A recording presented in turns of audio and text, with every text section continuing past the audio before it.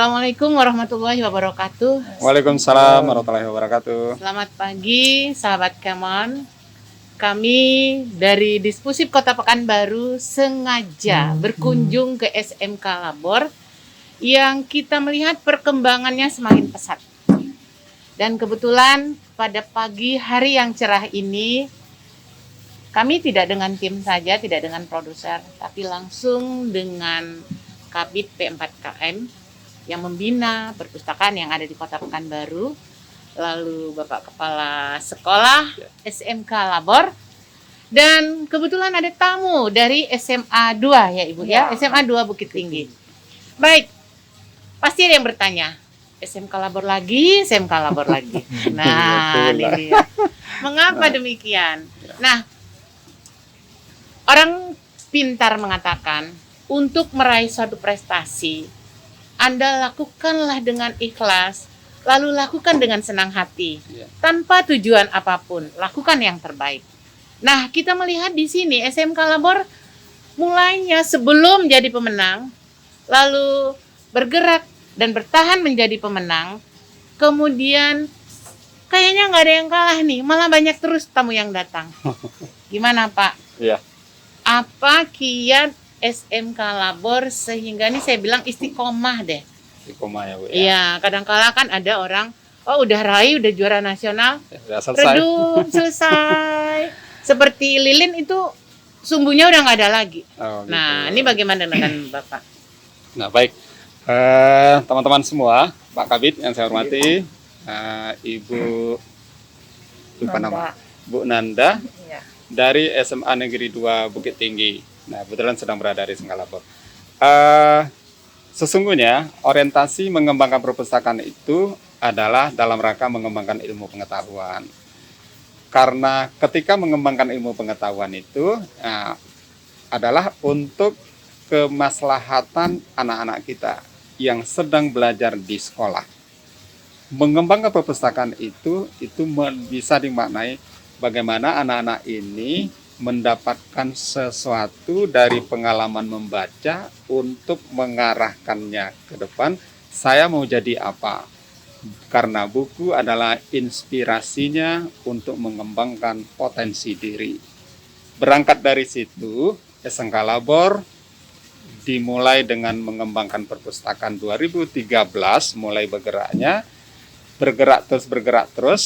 Satu saat ternyata sudah ada kegiatan lomba perpustakaan yang diselenggarakan oleh Perpusnas.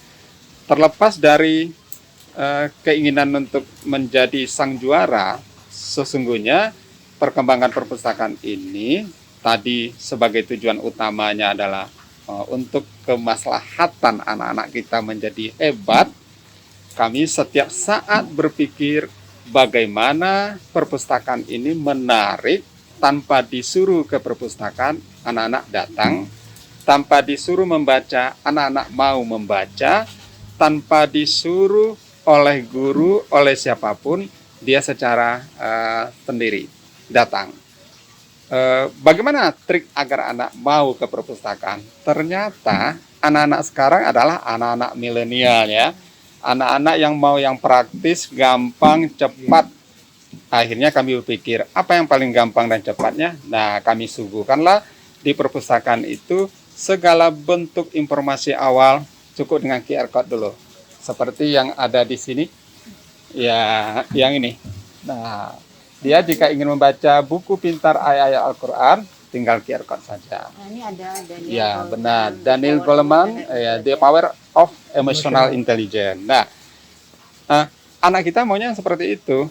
Jadi dia kalau dulu mengetik HTTP www, ngetik lagi, nggak hafal. Nah, sekarang pakai QR. Yang kedua, ternyata saya berpikir, hasil dari studi banding juga, Pak Kabid, dengan Bu Nanda. Ternyata anak-anak sekarang ini, dia kemana pergi memegang handphone, kemana pergi ingin berselfie. Oleh karena itu, menyadari hal seperti itu, Bu Mala, kami sediakanlah tempat-tempat yang nyaman seperti ini dengan selfie. Dan dulu sebelum ada dipopulerkan bahwa perpustakaan itu adalah zona rekreasi, kami sudah menjadikan taman ini taman rekreasi. Oh, ternyata saat ini perpustakaan outdoor harus merupakan perpustakaan tempat rekreasi anak-anak. Terciptalah hal yang seperti ini. Pada saat lomba ternyata diapresiasi dan segala bentuk item yang kami kembangkan dengan inovasi-inovasi itu ternyata dihargai oleh Perpusnas. Alhamdulillah juara 1 2019. Dan saat ini kami tetap bergerak mengembangkan segala sesuatu yang ingin mempermudah anak kita dalam hal proses pembelajaran dan mendapatkan ilmu dari guru-gurunya. Nah, 1 minggu yang lalu kami kembangkan lagi QR Code guru yang ditempel di halaman sekolah. Ya, saya lihat bisa. Ya, tidak perlu anak lagi jika datang ke sini, jika dalam kondisi normal dia tinggal, jika Bu Mala mengajar guru bahasa Indonesia, tinggal ambil saja materinya, bawa pulang. Terbebas dari catat-mencatat. Ya. Kemudian kondisi hari ini ternyata mereka ada di rumah, ya gurunya yang mengirimkan. Ini materi Ibu ada di sini semua. Nah, yang tidak ada di sana adalah materi ujiannya. Tapi latihan, media pembelajaran, perangkat pembelajaran, naskah latihan semuanya ada di situ. Nah, itu yang sebagai dasar kita untuk mengembangkan perpustakaan ini. Nah, saya ingin mengambil pernyataan Bu Mala. Saya sangat terkesan sekali Pak Kabin. Benar juga ya, di salah satu diskusi kita ternyata benar perpustakaan itu seperti apoteknya rumah sakit. Bagaimana mungkin obat cepat diambil, obat yang asli, berkualitas, bagus, Tidak pakai mahal. tidak mahal. Kalaupun itu seperti ada di luar, rumah sakit menyediakannya. Iya. Nah, sekolah menyediakan obat bagi anak yang haus ilmu, sakitnya demam panggung, Iya. sakitnya nggak mau baca, kenapa dia tidak tertarik? Nah, kita bangun semua item yang Fasilitas membaca yang menyenangkan. Nah, pas pula sekarang nih Bu Mala, Pak Kabit, Bu Nanda, gerakan sekolah menyenangkan. Alhamdulillah kita udah mencoba lebih 10 tahun yang lalu. Kira-kira seperti itu. Oke. Jadi inilah yang dikatakan melakukan sesuatu secara kontinu Ya, dengan senang hati, dengan ikhlas, sehingga itu semakin grafiknya bagus dan bagus. Oke, Insya Allah. terima kasih. Ini Pak Bu Nanda, perpustakaan SMK Labor ini adalah perpustakaan yang memang dari awal kita bina bersama-sama. Jadi idealnya memang kepala sekolah itu mau berbuat. Kepala sekolah itu mau berbuat. dibantu teman-teman. Dibantu oleh teman-teman guru Dan mau, ya. dan mau. Nah, ini di samping saya ini namanya Pak Robert Panjaitan. Nah, masih ada hubungan famili sama Pak Ruhut. Jangan disangkutkan. Jadi beliau ini kepala bidang P4KM, pembinaan perpustakaan mulai dari Sekolah. SD, SMP, SMA yang ada di Kota Pekanbaru. Kita skopnya yang ada di Kota Pekanbaru. Kalau yang tidak ada di Pekanbaru tentu kita juga tidak berani kan, itu miliknya provinsi. Nah, Pak Robert nih, saya melihat Pak Robert juga rajin berkunjung ke sekolah-sekolah. Termasuk hari ini, Hari ini. bikin surprise. Saya yang diajaknya ke SMK Kaget. Labor ya, saya Iya, bilang. iya. Beliau bilang, oke, saya bilang. Nah, Tanpa diberitahu. tanpa diberitahu. Nah, apa upaya berikutnya, Pak? Nih, beliau udah juara nih. Kemudian tetap dia melakukan inovasi-inovasi. Mungkin ada kerjasama lagi yang lain atau pembinaan apa lagi yang akan Bapak lakukan untuk SMK Labor? Terima kasih Bu Mala, Pak Henry Pides, Ya, dan Ibu Nanda. Iya. Memang kita dari Dinas Perpustakaan dan Kearsipan Kota Pekanbaru mempunyai tugas dan kewajiban ya untuk membangun perpustakaan mulai dari tingkat SD, SMP, SMA, sampai ke tingkat perguruan tinggi yang ada di Kota Pekanbaru seperti yang dikatakan Bu Mala tadi. Iya. Nah, kedepannya kita memang berharap bukan hanya di SMK Labor, Iya. kalau bisa di Kota Pekanbaru ini ya akan muncul lah perpustakaan-perpustakaan yang kita harapkan kedepannya juga menjadi gudang ilmu seperti yang dikatakan Pak Hendri tadi, memberikan kemudahan, memberikan kelancaran dalam melaksanakan tugas belajar anak-anak. Nah, mengenai pembinaan yang kita lakukan, kita sangat berterima kasih kepada Pak Hendri, walaupun sudah juara Bu, Ya, sudah juara tingkat nasional, tapi tetap terbuka menerima kita dari Dispusip Kota Pekanbaru melakukan pembinaan. Bahkan kadang-kadang kita berguru ke Pak Hendri ya. Dengan Kita ide-ide inovasi dengan ya, ide-ide Pak. inovasinya ya.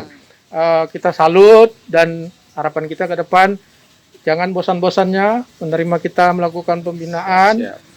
Dan kalau bisa kita tingkatkan terus kerjasama kita supaya ini menjadi seperti patokan lah bagi perpustakaan yang ada di Kota Pekanbaru. Yang penting jangan melakukan sesuatu itu kalau ada apanya gitu loh. Ada event.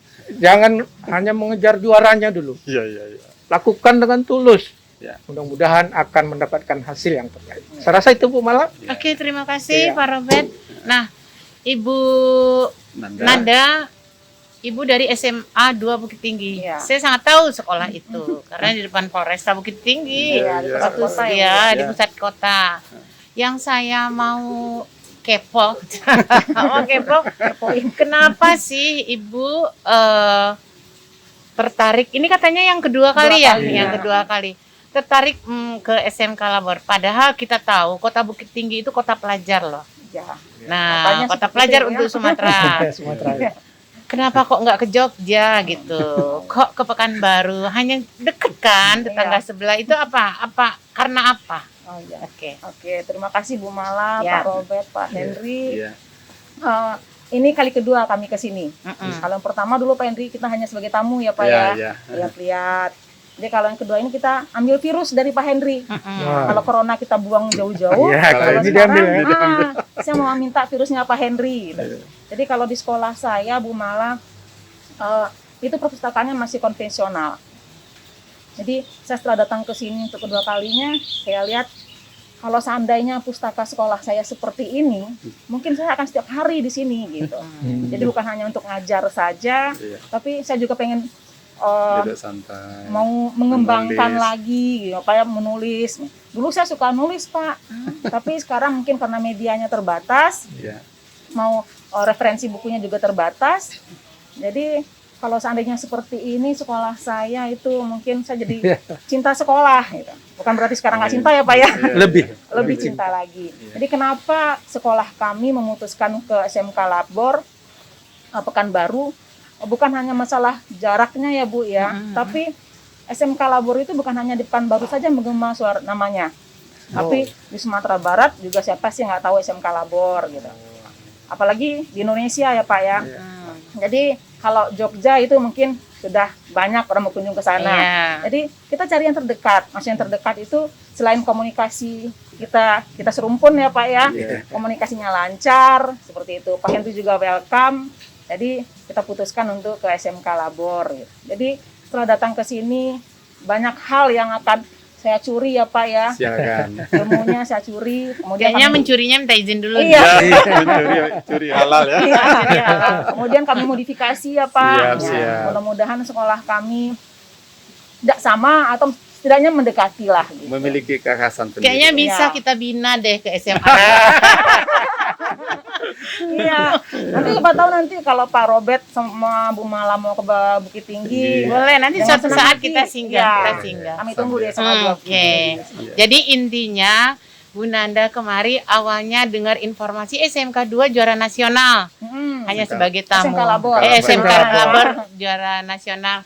Lalu ingin bertamu. Hmm. Pulang malah akhirnya rindu. Iya. Mau balik lagi kemari. Iya. Mudah-mudahan SMA 2 Bukit Tinggi bisa mengikuti jejaknya SMK Labor Iya. juara Iya. nasional. Kalau Tapi- bidang ilmu saya Bu Mala, saya kan basicnya bahasa Jepang. Oh ya. Nah, tapi setelah belajar ke sini saya Oke, IT-nya itu belajar IT bikin ini Timer. ya Pak ya. Oke. Iya.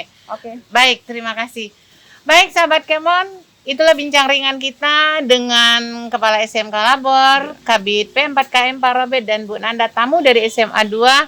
Ternyata melakukan suatu pekerjaan yang kreatif itu tidak perlu mahal, tetapi Anda harus berinovasi dan istiqomah. Sampai jumpa. Assalamualaikum warahmatullahi wabarakatuh. Waalaikumsalam. Salam warahmatullahi literasi. wabarakatuh.